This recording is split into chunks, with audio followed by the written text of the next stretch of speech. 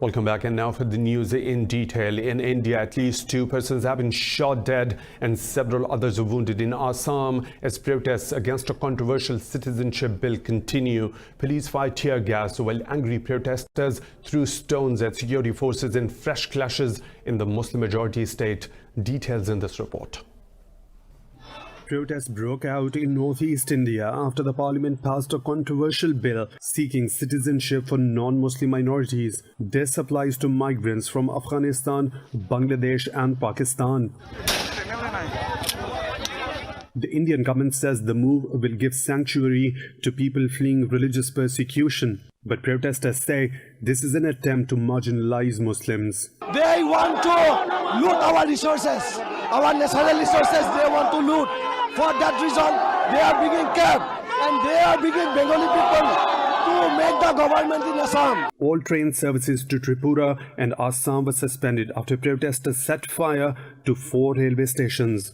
Police baton charged the protesters and fired tear gas to disperse the demonstrations. Police say around 1,800 people have been detained in Tripura since Wednesday. Thousands of troops have been called in and a curfew has also been imposed in several districts. Internet services are suspended in most of the state. People are spontaneously supporting us, supported the bond. Only few two-wheelers are plying. No shops, no bus, no vehicles are plying on the road. The protesters are particularly vocal in Assam, where 2 million residents were stripped of their citizenship in August. The new bill is also seen as an extension of the anti-Muslim agenda of Prime Minister Narendra Modi. Pakistan's Prime Minister Imran Khan says the Indian government is pursuing a Hindu supremacist agenda. Khan was referring to the illegal annexation of occupied Kashmir and the controversial citizenship bill. In a series of tweets, Khan said India stripped 2 million people of their citizenship in the Muslim-majority state of Assam. He said India has also set up internment camps in the state. The Prime Minister warned India's actions can lead to bloodshed in the region. He said the international community must step in to counter Prime Minister Narendra Modi's anti-Muslim agenda. In Bangladesh, a fire at a plastics factory kills 13 people and wounds 33 others near Dhaka. Police say 150 people were working in the factory when the blaze swept through the ground floor. Firefighters battled for 3 hours to bring the fire under control. Police say the cause of the fire remains unclear. They said the factory was operating illegally. Police said they are hunting for the factory owners to press charges of murder over negligence. In the UK, Britons are voting in the country's 3rd general election in under 5 years. 650 constituencies across England, Wales, Scotland and Northern Ireland are up for grabs. Over 45 million voters are registered to take part in the election process. Conservative leader Boris Johnson and Labour Party chief Jeremy Corbyn are the 2 frontrunners hoping to form the next government. A majority government requires 326 seats in the House of Commons. The polls are being seen as a second referendum on Brexit. As Britain is voting in today's general election, Islamophobia has emerged as a big concern for Muslim voters. Britain's Muslims say they should have more representation in politics. More in this report. Britain is preparing for one of its most crucial elections. It's a country where Muslims form over 5% of the population, but anti-Muslim sentiment remains a huge problem. There has also been a spike in hate crimes targeting Muslims.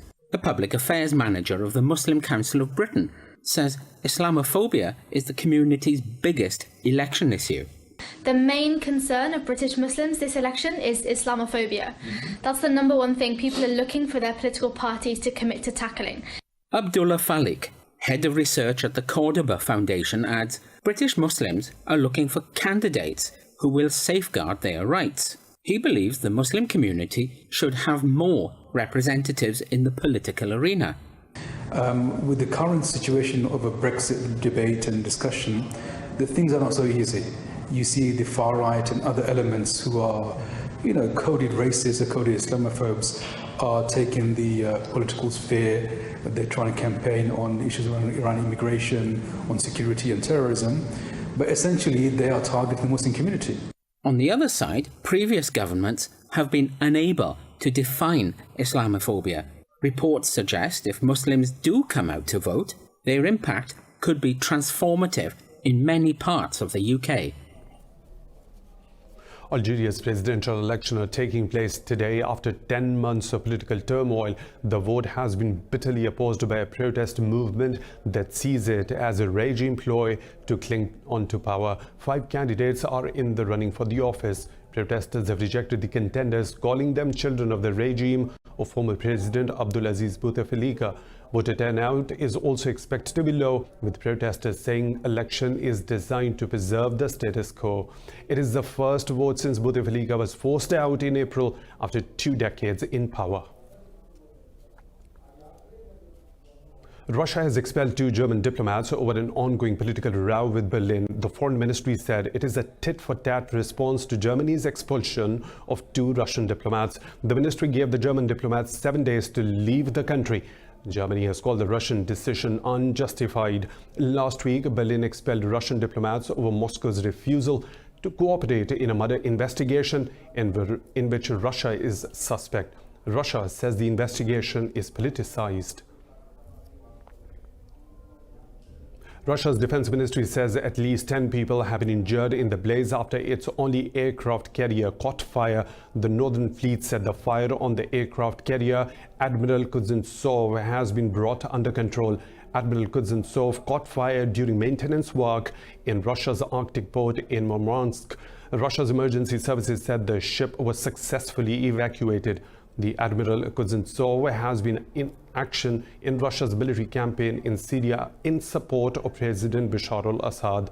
The vessel also sustained damage during repair work last year when the floating dock holding it sank and a crane crashed onto its deck.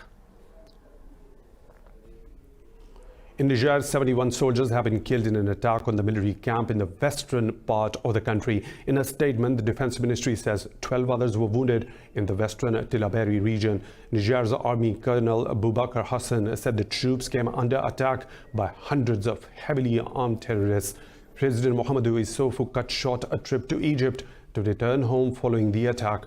The assault is believed to be the deadliest against Niger's military in living memory. No group has yet claimed the responsibility.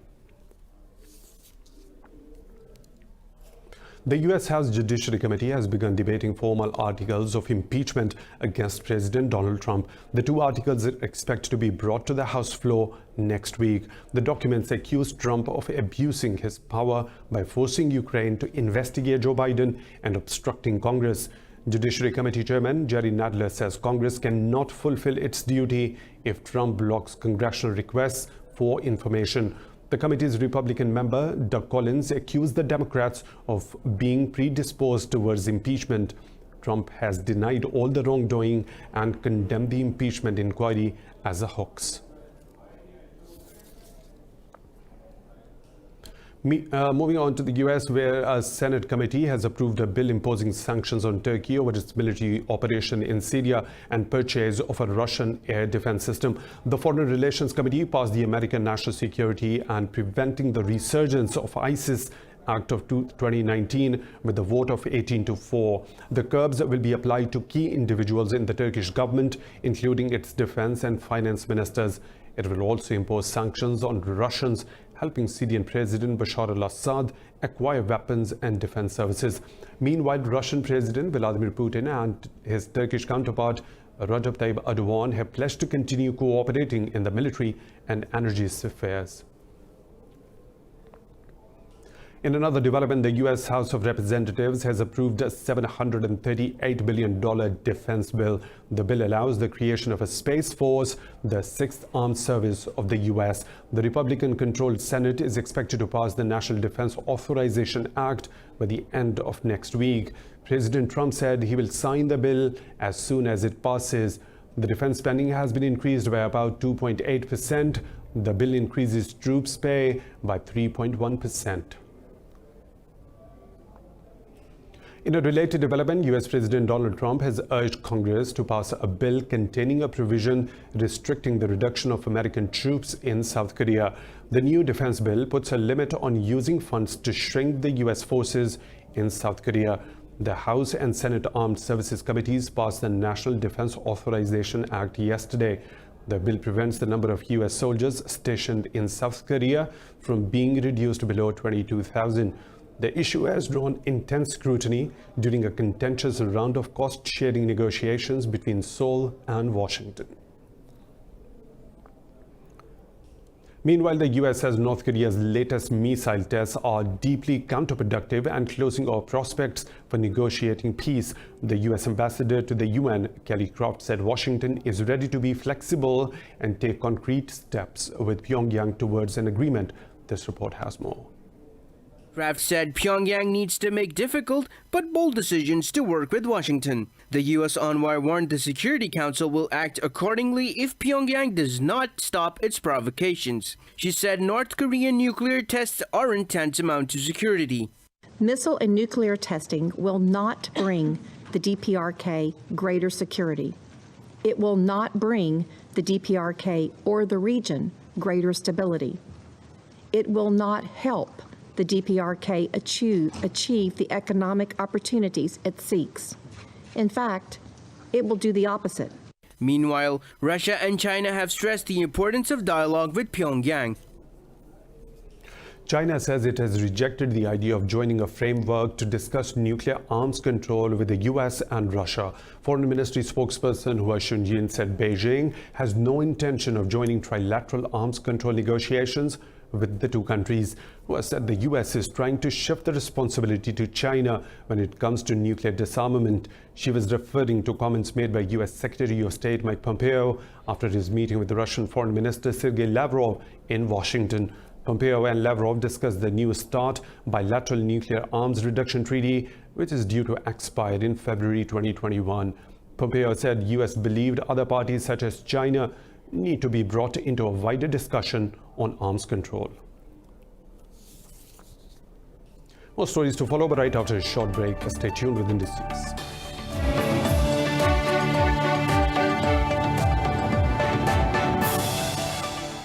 Welcome back. In Iraq, demonstrators lynched a teenage boy accused of attacking a protest encampment in Baghdad. Police said a dispute between the 17-year-old and protesters ended with the body of a youth being strung from a traffic light near Tahrir Square. Police said some protesters set fire to the young man's house nearby. A live video stream showed security forces withdrawing before a crowd dragged a person along the ground while people kicked him. Witnesses said the corpse was later removed and taken to a forensic morgue. A statement signed by the protesters of Tahrir denounced the incident as a plan aimed at tarnishing the reputation of peaceful protesters. It said thousands of protesters in Tahrir Square had nothing to do with this morning's events. Over 460 people have been killed and several thousand injured during violent protests in Iraq. Anti-government protesters have created a mini-state in Baghdad's Tahrir Square, complete with border guards, clean-up crews and hospitals. The demonstrators behind the idea say they have done a better job of running a state in 2 months than the government has in 16 years. More in this report. When protests broke out in Iraq this October, Ahmed al-Harithi abandoned his job as a gynecologist to join the demonstrations. He soon learned to put his skills to use, coordinating with tuk-tuk drivers who ferried the wounded from the streets. Soon, doctors like him started working with pharmacists to create a mini health ministry. To sum up, we now have small ministries in Tahrir Square, and we can form a real state with them. Other mini ministries soon followed. Doctors take care of the wounded, artists paint murals, and others take care of security. An Iraqi man is a soldier from childhood. It runs in the family. Either he is a military member or his brother, father or friend is. So there's no need for someone to teach us how to create a filter for security checks or how to maintain our security or provide safety to others. Over 420 people have been killed since the protests started, with over 8,500 wounded. Earlier this month, 24 protesters were killed in a government crackdown. Despite these brutalities, these activists remain committed to peaceful means. They say their revolution is focused on building a new future, not destruction. At the International Court of Justice in The Hague, Gambia's lawyer Paul Reichler said Myanmar cannot be trusted to hold its soldiers accountable. She was responding to Myanmar's leader Aung San Suu Kyi, who told the court her government will punish the soldiers responsible for killing Rohingya Muslims. Reichler said Myanmar did not even try to deny most of the accusations of extreme violence against its military. She reiterates Gambia's demand for provisional measures to restrain the Myanmar military until the case is heard in full. Myanmar's leader Aung San Suu Kyi has rejected allegations of genocide against her country in the UN's top court. But she admitted the army may have used excessive force against Rohingya Muslims. Thousands of Rohingya Muslims were killed and over 700,000 fled the country after Myanmar's 2017 military crackdown. In Gambia, former President Yahya Jammeh is still revered by a part of the population despite the damning evidence against him. With the country still reeling from years of dictatorship, his hardcore supporters still want him to return. What about his regime and support in this report? Former Gambian dictator Yahya Jammeh lost the country's presidential elections on December 1st, 2016. The event marked the end of a brutal regime that lasted 22 years in this tiny West African state, entirely surrounded by Senegal. But 3 years on, die-hard fans still sing the praises of the one-time tyrant, now in exile in Equatorial Guinea. He is the only president who can develop the country. He is the only president who will know that when we speak with him, he will know what we are talking about. He will understand what we are talking about. A body called the Truth, Reconciliation and Reparations Commission, or TRRC, was set up to investigate crimes committed under the Jammeh regime. It has heard shocking testimony, including from hitmen who say they carried out dozens of murders for the regime. Harrowing allegations of torture also feature prominently, and Jammeh himself has been accused of rape. But supporters reject these accusations out of hand, and are confident that the APRC, the former ruling party, will bounce back. This can show it by yourself. The crowd and the people that show their love, the TRRC, this will show them that still now people love the former president. But with evidence against his regime continuing to stack up, if Jammeh ever does decide to return from exile, he would almost certainly be risking prosecution. A Brussels court has ordered the government to bring 10 children of Belgian nationality born to ISIS fighters in Syria back to the country. The court order said the children aged between 7 months and 7 years must be brought to Belgium within 6 weeks. The court said if the government doesn't comply by providing administrative documents for the children, it will be fined €5,000 per children per day. Belgium's Justice Minister Koen Geens said the government is ready to take back the children as long as it doesn't have to take in their mothers as well. Last month, the court requested the government to take back a woman whose husband fought for ISIS and her 2 children within 75 days. The children are currently at the Al-Hol refugee camp in northeastern Syria, which is under Kurdish control. Bolivia says it will extend visa-free travel to citizens of the US and Israel. Visa restrictions were originally imposed as part of the tense relationship the countries shared with Evo Morales. Interim President Janine Áñez said the decision will bring multiple benefits to the country. Last month, Walter Oscar Suela was nominated as the ambassador to the US, becoming Bolivia's first envoy to the country since 2008. Since coming to power, Áñez has reforged political alliances with the US and Israel. Our government has taken the decision to eliminate entry visas for citizens from 2 important countries, USA and Israel, that have always contributed greatly to the development of tourism and investment in all regions of Bolivia. This decision will directly benefit areas such as Beni that needs and gets so much from international tourism. Mexico has recalled its ambassador to Argentina, Oscar Ricardo Valero, after he was caught stealing. Surveillance footage captured the diplomat allegedly shoplifting a $9 book from an iconic Buenos Aires bookstore. Mexican President Andrés Manuel López Obrador said Valero should not be lynched because we all make mistakes. Foreign Minister Marcelo Ebrard said if the video is verified, the diplomat will be sacked immediately. Valero is now due to appear before the Foreign Ministry's Ethics Committee and faces dismissal.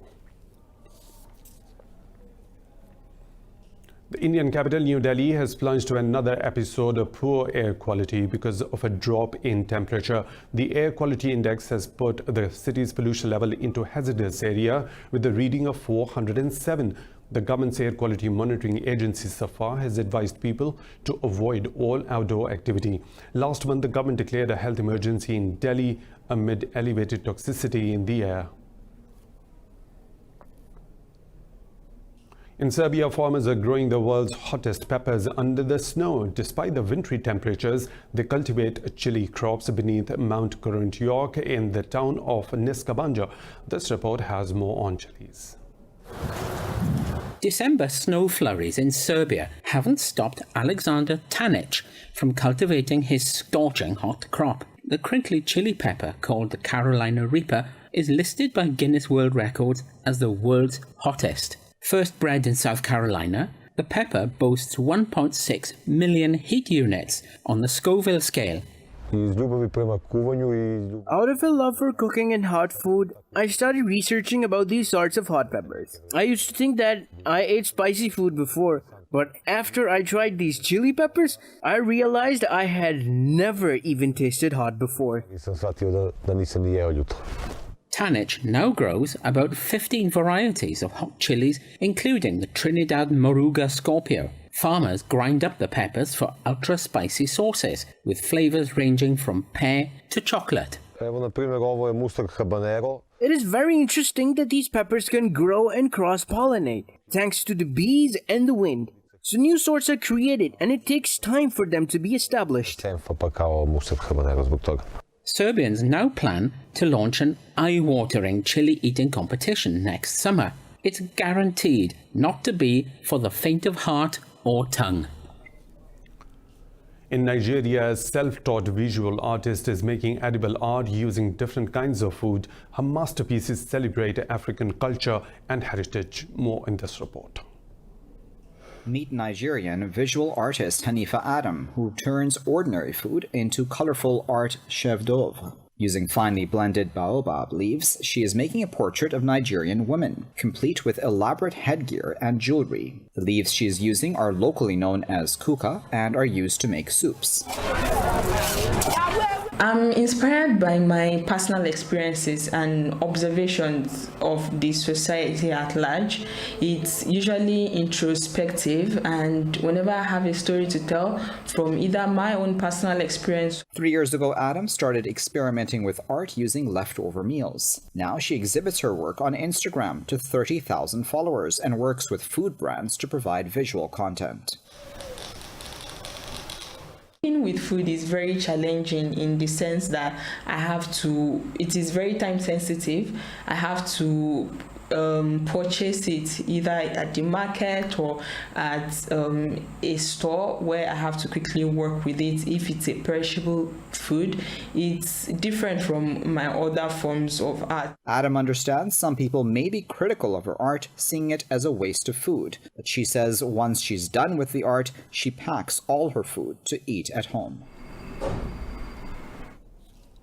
In South Africa's Kalahari Desert, a team of British engineers and mechanics are trying to construct a car capable of breaking the current land speed record of 760 miles per hour. But there's still some distance to travel before the super racer is ready to achieve that goal. What about super racer in this report? On the desert floor, rocketing up to 900 kilometers an hour in South Africa's Kalahari Desert, this car, created by British company Bloodhound, is still in its testing phase. They hope to get to the point where it can compete to break the land speed record of 1,223 kilometers an hour, the fastest speed achieved by a person in a vehicle on land. That's 900 kilometres an hour out of the way. We're now going to target something around about 980, see how that goes. And if we can get that fast, we'll see if we can sneak it up towards 1,000. The 16-kilometre stretch is located in the bed of a dried-out lake in the Kalahari Desert, one of few places in the world flat enough to shoot for such speeds. It's an out-of-the-ordinary car, with an engine to match. The vehicle is powered by a fighter plane's jet engine, which will later be reinforced with an additional one from a rocket. As it is a car, it has a steering wheel, has a throttle pedal, has a brake pedal, The total power while we're in South Africa this year is about 54,000 brake horsepower. With the first phase of testing complete, Bloodhound are back in the UK with their return to the South African desert planned for the summer of 2021. By then, they hope to come equipped with an extra rocket engine, the boost that they hope will enable them to set a new land speed record. It's time for a short break. We'll be right back.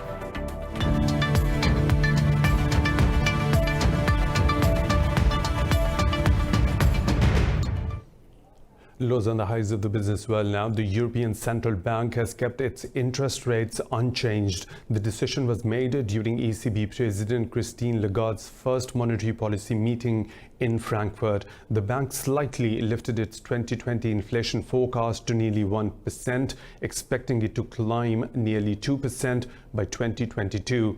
Lagarde said ECB will launch the year-long strategy review in January next year. The US Federal Reserve has kept interest rates unchanged after cutting rates at each of the last 3 meetings. The Federal Open Market Committee maintained the funds rate in a target range of 1.5% to 1.75%. The Fed said the labor market remains strong and economic activity has been rising at a moderate rate. The central bank's chairman, Jerome Powell, said the economic outlook remains favorable despite global developments and ongoing risks. He said current monetary policy will probably remain unchanged.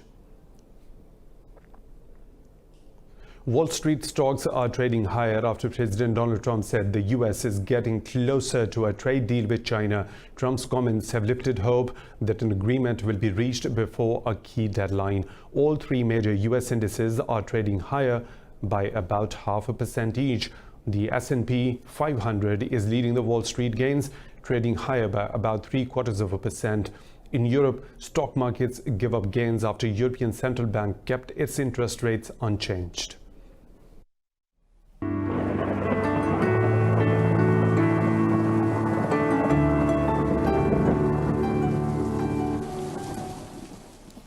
Another weather situation from around the globe.